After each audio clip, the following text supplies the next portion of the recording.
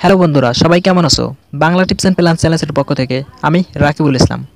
আমরা সবাই ফেসবুকে মেসেজ বা চ্যাটিং করার ক্ষেত্রে সাধারণত মেসেঞ্জারটাই চালিয়ে থাকি। এই মেসেঞ্জারটা আমাদের মধ্যে যারাই ফেসবুক চালিয়ে থাকে তার মধ্যে প্রায় 90% লোক এই মেসেঞ্জারটা চালিয়ে থাকে। তো বন্ধুরা, তোমরা এই ভিডিও থেকে জানতে পারবে কিভাবে এই মেসেঞ্জারটা ডার্ক মোড করে ব্যবহার করতে হয় বা চালাতে হয়। তো বন্ধুরা, চলো শুরু করা যাক কিভাবে মেসেঞ্জার ডার্ক মোড করে চালাতে হয়। শুরু করার আগে একটা কথা বলি, যারা এখনও আমার চ্যানেলটা সাবস্ক্রাইব করো নাই, চ্যানেলটা সাবস্ক্রাইব করে নাও এবং সঙ্গে থাকা বেল বাটনটি অ্যাক্টিভ করে নাও, যাতে পরবর্তী ভিডিও আপডেটের সঙ্গে সঙ্গে দেখা যায়। তাহলে চলো সবাই আমরা মোবাইল স্ক্রিনে চলে যাই। তো বন্ধুরা, আমরা মোবাইল স্ক্রিনে আসার পরে এখন আমাদের যে কাজটি করতে হবে, দেন আমরা অ্যাপসের মধ্যে ক্লিক করে দেবো। তো আমি এই যে অ্যাপসের মধ্যে ক্লিক করে দিলাম।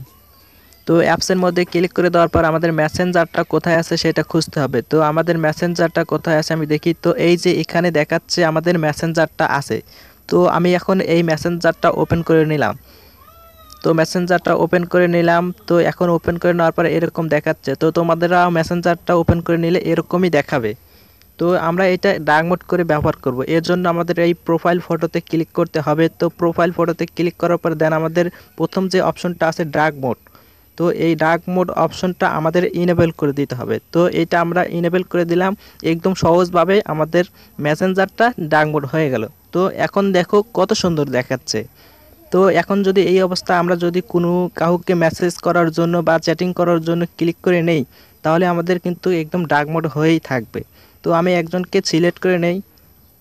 তো দেখো আমি একজনকে সিলেক্ট করে নিলাম। তো এখন যদি এর সাথে আমি মেসেজ করি বা চ্যাটিং করি, তাহলে একদম ডার্ক মোডেই থাকবে, কিন্তু অনেক সুন্দর দেখাবে।